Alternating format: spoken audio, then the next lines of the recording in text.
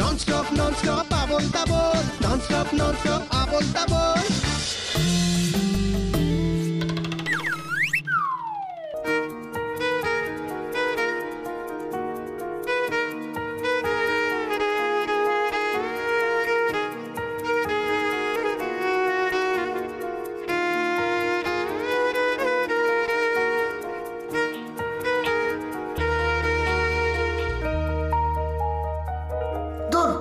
কোথাও কোনো কেয়াবাত না শুনলে বেহালা বাজাতে ভাল লাগে।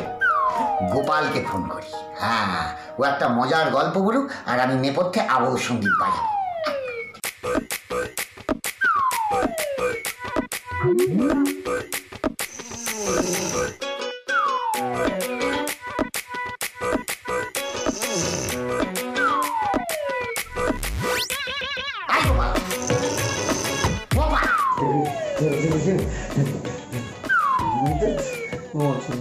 আজ সকাল থেকে আমি বেহালা বাজাচ্ছি, তুমি আজ কি একটা কাজ করো, একটা মজার গল্প বলো, আমি তার সাথে বেহালা বাজাচ্ছি।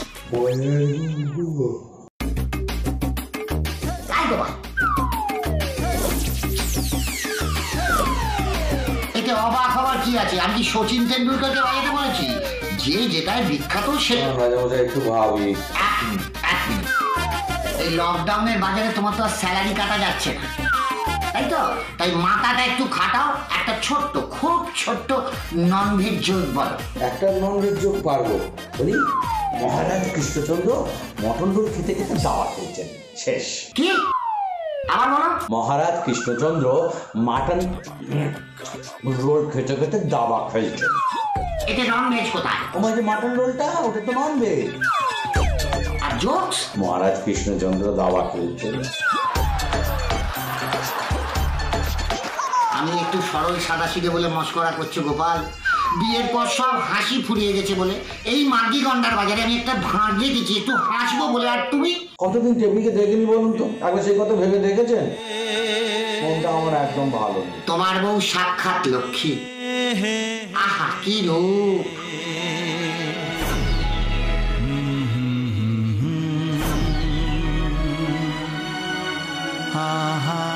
সে তো রানীমাও সাক্ষাৎ সরস্বতী।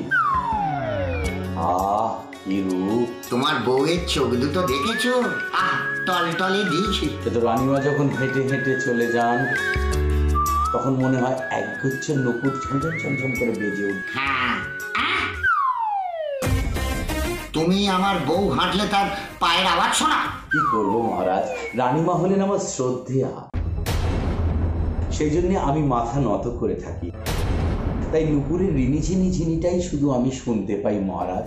এদিকে আপনি আপনার অধস্তন একজন কর্মচারী, তার স্ত্রীর চোখ দিঘির মতো নাকি পানা পুকুরের মতো, সেইটা তো কেমন লক্ষ্য করেন? দেখি, চোখের দিকে দেখি, কারণ ওদের চোখের দিকে তাকালেই মনে হয় ওরা কিরকম আছে।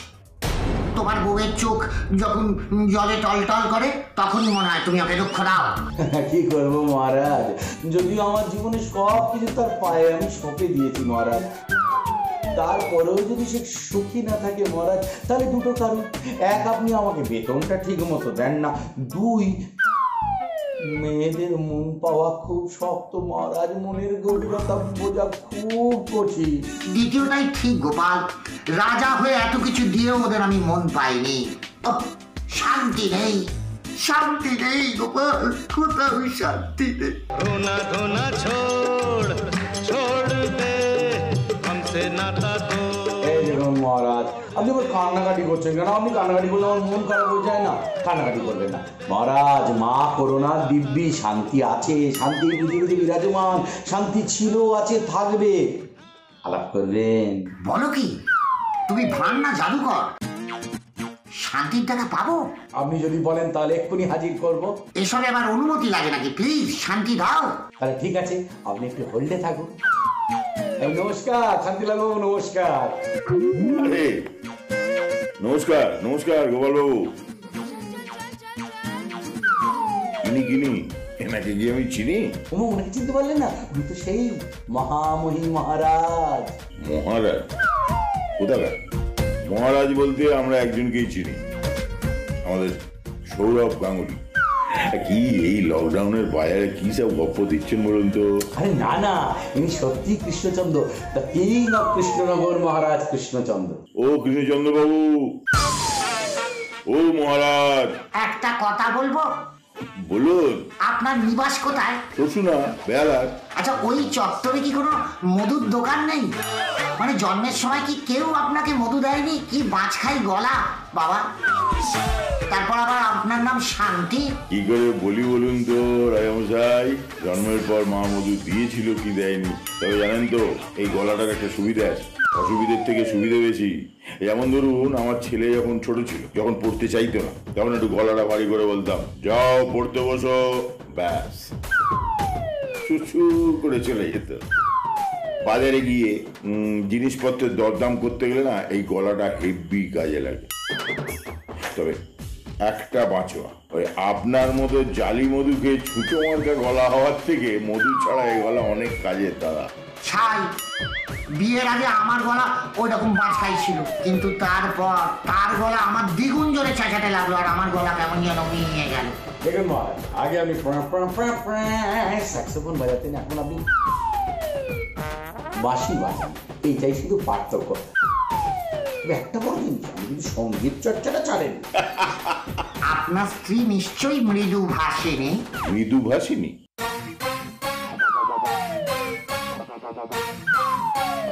হ্যাঁ, ও একটু কথাটা কমই বলে। সে কি এও সম্ভব? এত অনুকূল পরিবেশ? সম্ভব নয় কেন?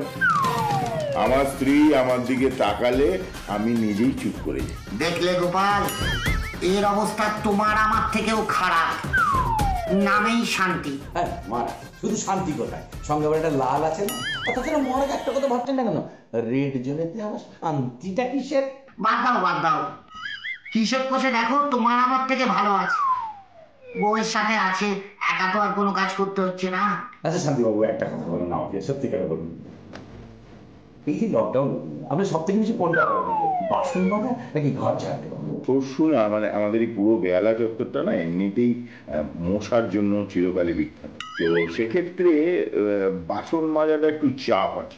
বাসন মাজতে গেলে তো এক জায়গায় বসে থাকতে হয়, শুধু হাতগুলো নড়ে, মশা একদম মানে চারদিক থেকে না ছেঁকে ধরে। কিন্তু ঘর মোছাটা তোমার বডি সবসময় মুভ করছে, তুমিও মুভ করছো, তোমার বডিও মুভ করছে, মশাটা কম করে। আচ্ছা, এখন তো আপনার সিনেমা থিয়েটার সব বন্ধ, তা একা কিভাবে সময় কাটাচ্ছেন? মানে ছাদে কি একা একা নাচ করে পোস্ট করছে? রাজামশাই, চিরকাল আপনারা ওই গরিবের মাথায় টুপি পরিয়ে নয় ভয় দেখিয়ে বড় লোক হয়ে আছেন, তো আমাদের দুঃখটা বুঝবেন না রাজামশাই।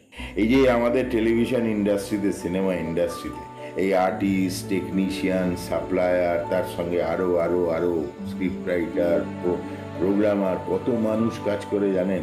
এক একজনের ফ্যামিলিতে 4 জন করে ধরলে 1 লক্ষ মানুষ। এরা গত 2 মাস একটা পয়সা আমাদের রোজগার হয়নি। আমরা জানি না আমাদের রোজগারটা কবে শুরু হবে। এই 1 লক্ষ মানুষ কি খাচ্ছে, কিভাবে জোগাড় করছে ভেবেছেন কখনো? খালি দেখছেন আমরা ছাদে নেচে পোস্ট করছি। কেন করি জানেন?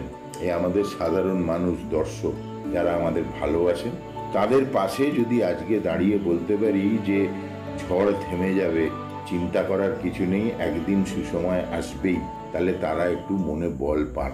আমরা ভালো নেই রাজাবাবু, কিন্তু সাবধানে আছি, আর তাই সবাইকে সাবধানে থাকতে বলছি। এই যে মহারাজ দেখলেন, একটা ছোটখাটো ব্যাপার, একটা মিষ্টি ব্যাপার, সেটাকে কিরকম আপনি একটু গম্ভীর করে দিলেন। আচ্ছা শান্তিবাবু, আপনার সঙ্গে বিদ্যার ঠিক কিরকম সম্পর্ক? লেখাপড়া আমি ছোটবেলা থেকে মোটামুটি একটা, খুব একটা যে।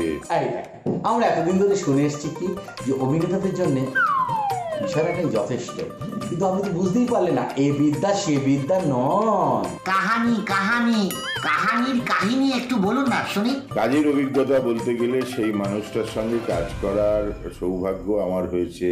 1 দিন 2 দিন একসঙ্গে শুটিং করেছিলাম। ছোটবেলায় আমাদের গুরুরা শিখিয়েছিলেন যে ভালো শিল্পী হতে গেলে ভালো মানুষ হতে হয়। তো সেটা দেখেছিলাম যে উনি যতটা ভালো শিল্পী ততটা ভালো মানুষও। একদম অপরিচিত কিছু মানুষের সঙ্গে কাজ করতে এসেও কি করে আপন করে নেওয়া যায়, কি করে তাদের সাথে কাঁধে কাঁধ মিলিয়ে একসাথে একটা ভালো কাজ করা যায়, সেটা সম্পূর্ণ পরিবেশটা তৈরি করে নেন। এটা প্রায় সমস্ত বড় শিল্পীরই গুণ আমরা আমাদের কলকাতাতেও এরকম প্রচুর দেখেছি। বলছি যে শান্তিবাবু, আপনার প্রেম করে বিয়ে নাকি? কেন কেন আবার? এই যা দশাশই চেহারা আর যা গলার আওয়াজ, এই নিয়ে যদি আপনি কোনো মেয়ের সামনে গিয়ে বলেন এই তুমি কি আমায় ভালোবাসো, তাহলে তো সেমে সোজা দৌড়ে আইসিইউ। না না রাজাবাবু, আমার সম্বন্ধ করে বিয়ে। আচ্ছা ধরে নিন দরজার সামনে আপনার দিকে চোখ গোল গোল করে তাকিয়ে আছে, কেন এরম ধরতে যাবো কেন? আচ্ছা ভাবুন, আমি বলছি তাই ভাবুন না, সাহস করে একটা প্রশ্ন করবো। ঠিক আছে, ধরে নিলাম আমার বউ দরজার সামনে চোখ গোল গোল করে দাঁড়িয়ে আছে। কি আবার হবে, ঢপ দিতে পারবেন না? বউ তাকিয়ে থাকলে সামনে কেউ পারে না, আমিও না, গোপালও না। সে আমিও পারি। প্রশ্নটা কি বলুন? আপনি আর আপনার ছেলে বাপটাটা দুজনে মিলে কোথাও একটা গেলেন, সত্যি করে বলুন তো, ইয়ং জেনারেশন মানে জেনারেশন নেক্সট কার সাথে বেশি ছবি তোলে? অবশ্যই সেই ছেলের সঙ্গে। ইয়াং জেনারেশন ইয়াংদের সঙ্গেই তো সেলফিটা তুলে, অবশ্যই ছেলের সঙ্গে বেশি তোলে। আচ্ছা, সব পরিচালকরা আপনাকে নিয়ে কাজ করে খুশি, এর কারণ? সিম্পল, मुझसे शादी करोगी, আমি বিবাহিত তাই, करोगी। এবং আমার সমস্ত সাফল্য এসছে আমার বিয়ের পর। হ্যাঁ, তো বিবাহিত পুরুষদের কি হয়? আমরা প্রথমেই যেটা শিখি যে ঊর্ধ্বতন কর্তৃপক্ষের বিরুদ্ধে কখনো কোনো প্রতিবাদ করতে নেই, কখনো তাদের কথার সমালোচনা করতে নেই, কোনো প্রশ্ন করতে নেই, নিঃশর্তে মাথা নিচু করে তারা যেটা বলবেন সেটা মেনে নিতে হবে। তা আমার বইয়ের কাছে এরকম আমার অভ্যেস হয়ে গেছে।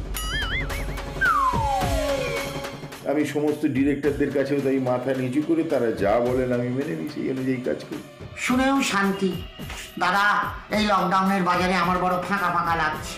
বউটাও তো কাছে নেই, আর ওই পারুলটা কি দোক্তানা কি একটা যেন চিবোয়। তাতে কি হয়েছে? গোপালের গল্পগুলো না কিরকম বৃষ্টি ভেজা বইয়ের পাতার মতো, কিছুই বোঝা যাচ্ছে না হাসি না কান্না।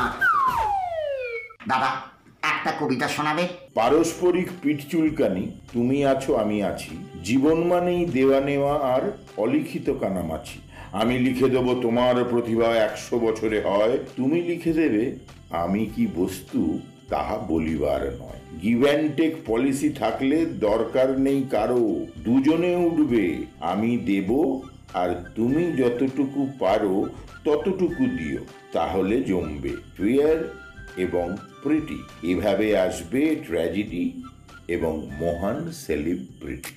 নমস্কার, আপনারা দেখছেন ননস্টপ আবল তাবল, রাত দিন 7 দিন বাকি সব বাদ দিন, আর আমি রয়েছি সন্ধ্যা আরতি দে আপনাদের সঙ্গে। গোপাল, প্রোগ্রামের এই নামটা কে রেখেছে? সুকুমার রায়? না, সুকুমার রায় রাখবেন কেন? এটা হচ্ছে চ্যানেলের রায়। এই মুহূর্তের সব থেকে বড় খবর, ভাইরাসের কমেছে বার, আর তাই লকডাউনে মিলেছে ছাড়। বেনিমা দর্শনের মাস্তুতো, খুঁড়তুতো, জাতুতো, পিস্তুতো, কিস্তুতো সমস্ত আত্মনির্ভরশীল ভাইয়েরা দলে দলে রাস্তায় বেরিয়ে পড়েছেন। সবাই তো অফিস যাওয়া শুরু করেছেন, কিন্তু প্রচুর বাঙালির ঘাড়ের উপর নিঃশ্বাস কেউ না ফেললে তাদের তো দুপুরের ভাত হজম হয় না। বাড়িতে বউ, অফিসে বস, আর ট্রেনে বাসে পাবলিক। এখানে তো গন্ডগোলটা হচ্ছে, ডেলি প্যাসেঞ্জার বাঙালির ঘাড়ে চেপে বসার অনেকেই আছে, কিন্তু ফাঁকা বাসে হাওয়া খাওয়ার অভ্যেস কাকাদের নেই। এই বিষয়ে সব খবর জানতে আমরা যোগাযোগ করবো আমাদের বিশেষ প্রতিনিধি জগন্নাথের সঙ্গে। কেমন? দেখো সন্ধ্যাদি, গায়ে হাওয়া লাগিয়ে বেড়ানো বাঙালি এই প্রথম হাওয়া খেতে খেতে অফিস যাচ্ছে। আমরা শুনেছি যদি হও সুজন, তেঁতুল পাতায় 9 জন। লকডাউনের ছাড়ে একটা গোটা বাসে মাত্র 20 জন। বাঙালির ডিকশনারি থেকে আপাতত 2 শব্দ উধাও, বাদুর ঝোলা আর চিড়ে চ্যাপ্টা। সন্ধ্যাদি, ভিড়ে চারটা বাঙালি অনেক দিন বসে বসে আর ঘষে ঘষে কাটিয়েছে, কিন্তু অফিস বাজার যখন খুলেছে তখন জামাইদের জন্য তো দারুণ খবর। জামাইদের বাজার আর কপালে খুলবে, তবে জামাইরা খুব সাবধান, মুখে মাস্ক পরা অবস্থায় বউ আর শাশুড়ি যেন ভুলিয়ে না যায়, তাহলে কিন্তু শ্বশুর মশাই নাম ভুলিয়ে দেবে। বিপদ তো বলে আসে না ভাই, তাই বললাম। যাই হোক, ননস্টপ আবল তাবলে এখন নেবো একটা ছোট্ট লকডাউন ব্রেক। গোপাল, এই ফাঁকে কোনো সেলিব্রিটি ধরো না, তারা কিভাবে দিন কাটাচ্ছে দেখি। আমরা দুজনকে ধরি, একজন পুরুষকে ধরি, একজন মহিলাকে ধরি, একজন বিয়ে করে পুরো ডুবে গেছে, আর একজন ডুবে ডুবে জল খাচ্ছে, এইরকম দুজনকে ধরি। সে কি ডুবুরি? ডুবুরি কেন হবে মহারাজ, একেবারে কুড়ি এই বিয়ের ফুল ফুটলো ফুটলো করছে। তাদের নাম কি? একজন হচ্ছে তুলুদা, আরেকজন হচ্ছে শ্রীপর্ণা। শ্রীপর্ণা? তাহলে তাড়াতাড়ি ধরো না, আর যে তোর সয় না। কেটে দেবো? না না, আমি নিজেই কাটতে পারি। নমস্কার। বলছি তাহলে একটু ধরুন। ধৈর্য ছাড়া বাকি সব ধরতে রাজি আছে। কি কি ধরতে হবে বলুন? না না, আমি বলছি ফোনটা ধরুন, আর একজনকে লাইনে নিচ্ছি। এখানেও লাইন, বাজারে লাইন, রেশনে লাইন, ব্যাংকে লাইন, বাড়িতেও লাইন। আপনার বাড়িতে কিসের লাইন? বউ সীতা হয়ে নিজের পাশে লক্ষণ রেখা টেনে নিয়েছে, যাতে আমার মতো রাবণ কাছে না আসতে পারে। সে কি, আপনি রাবণ কেন হতে যাবেন? পুরাণে সীতারই শুধু রাম জুটেছিল, তারপর থেকে গীতা, মিতা, রীতা সবারই নাকি রাবণ জোটে। এ তো লঙ্কা কাণ্ড মশাই। বলছি যা থাকবে তাই নিয়েই তো কাণ্ড হবে। আপনার যা আছে তাই নিয়েই কাণ্ড হচ্ছে। কিন্তু আমি তো বিশ্বাসই করতে পারছি না, স্বামী স্ত্রীর মধ্যে লক্ষণ রেখা মানে বর্ডার। বিয়েটা পূরণ হয়ে গেলে রিলেশনটা অনেকটা প্রতিবেশী দেশের মতো হয়ে যায়। দুজনের হাতেই অস্ত্র আছে, কে আগে কাকে ঝাড়বে কেউ বুঝতে পারে না। একটু আগে এইটা মিসাইলের মতো আমার দিকে ধেয়ে এসেছিল। এটা দিয়ে কি হবে? আমাকে ছাল ছাড়াতে হবে, নইলে। না না, আমাদের মতো ওনারও ছাল ছাড়িয়ে দেওয়া হবে। আপনার কি সেরকম সৌভাগ্য হয়েছিল নাকি? মহারাজ আপনার হয়েছে। পটলের কথা ছাড়ো, আগে অন্যজনকে ধরে না। হ্যালো, কি করছো মামুনি? মামুনি? জানেন, এই মামুনি বলে আমার বাপি একমাত্র আমায় ডাকে। বাপি কে? মানে মানে তোমার বয়ফ্রেন্ড? মুখ সামনে কথা বলুন বলে দিলাম। বাপি আমার বাবা।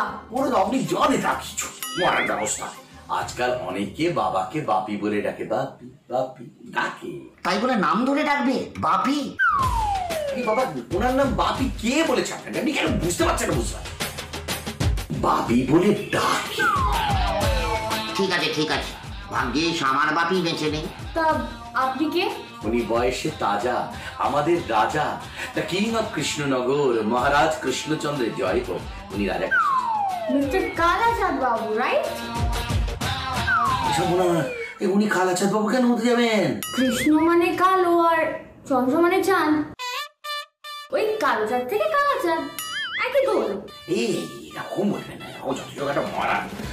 উনি যতই কালো হোক, কিন্তু ওনার সাদা মনে কোনো কাদা নেই। আপনার কথা শুনে ওই গানটা মনে পড়ে গেল। কাদা দিলি তু কেনে কাদা দিলি সাদা কাপড়ে। তুলুদা, কেমন আছো? অনেক দিন ধরে তোমার সাথে কথা হয়নি, অনেকদিন ধরে আড্ডা হয়নি। কেমন আছো তুমি? এই বেশ ভালো আছি, এই বেশ ভালো আছি। একবেলা কাপড় কাচি, আরেক বেলা বাসন মাজি। আর বৌদি কেমন আছে? পাশের বাড়ি এই লোকটাকে না এবার আমি ধরে দেবো।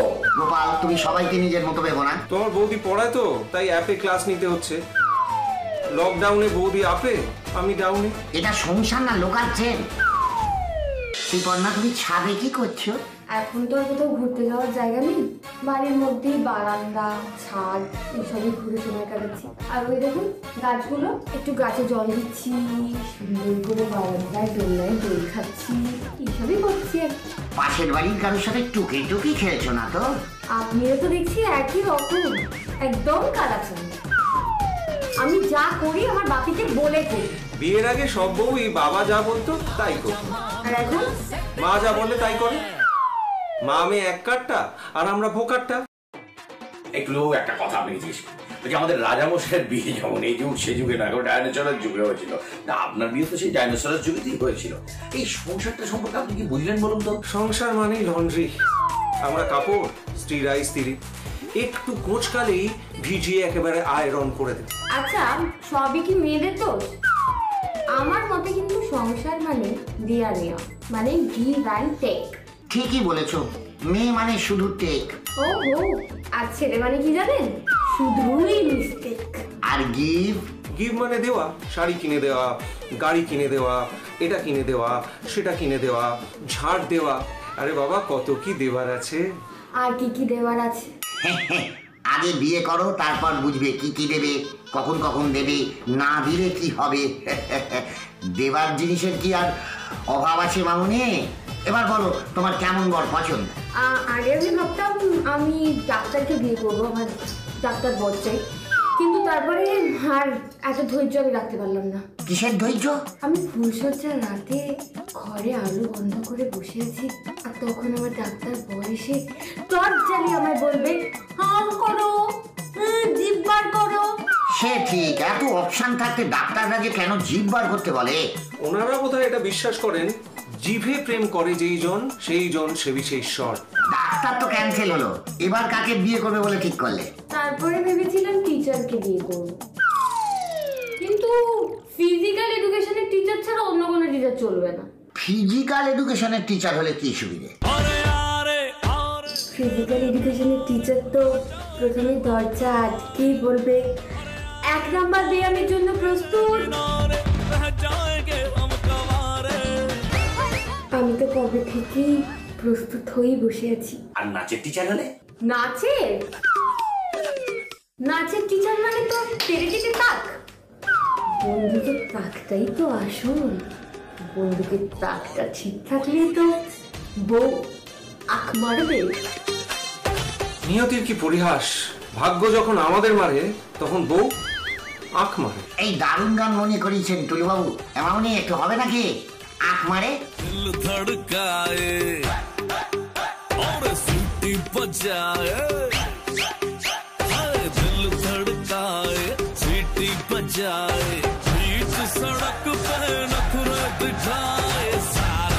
करके इशारे हो लड़की लड़का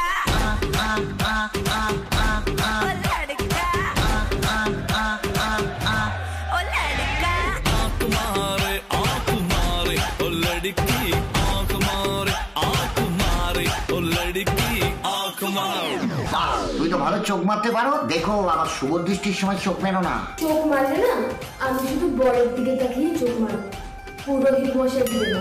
অনেক নাচ হলো, এবার তাহলে যাই। আমিও যাই। Bye bye bye. এবার দেখুন খবরে আর কি বলে। ননস্টপ আবোল তাবোল। তোমার ঘরে বসত করে করোনা রে করোনা, তোমার ঘরে বসত করে করোনা। এতদিনে আমরা বুঝে গেছি যে করোনার সঙ্গে লড়াই মানেই করোনার সঙ্গে সহবাস। তাই আর নয় ওয়ার্ক ফ্রম হোম, হাজবেন্ডরা বাড়ির বাইরে গেলেই হোম শান্তি হোম। অনেকদিন বাদে মানুষ হাফ ছেড়ে বলবে দেখা হয় নাই চক্ষু মেলিয়া, ঘর হতে শুধু 2 পা ফেলিয়া। আজ এই পর্যন্ত থাক, আবার আপনাদের সঙ্গে দেখা হবে না, মানে এই লকডাউনে আর নয়, তবে অন্য কোনো দিন। আজ আসি, নমস্কার। মহারাজ আপনাকে দেখতে পাচ্ছি যে হাতটা একটু নামিয়ে ফেলো। ধরে প্রাণ এলো গোপাল, এবার মনে হচ্ছে কৃষ্ণনগর ফিরে যেতে পারবো। তবে গোপাল, কলকাতাকে বড় ভালোবেসে ফেলেছি, যাওয়ার আগে একটা কবিতা বলে যেতে চাই। আপনি করবেন কাব্য? তাহলে ঠিক আছে মহারাজ, আমি না 2 লাইন ভাববো। আবার আসিব ফিরে ধানসিঁড়ি তীরে, আম জনতার ভিড়ে চ্যাপটা হয়ে চিড়ে। কেন বলুন? কান্না পাচ্ছে গোপাল, ছেড়ে যেতে মন চাইছে না। দুর্গা সবাই সাবধানে থাকবে, মুখে মাস্ক, হাতে গ্লাভস, আর হাসবেন কাশবেন হলে খবর দেবেন। তাহলে টাটা বাই বাই, আবার দেখা হবে।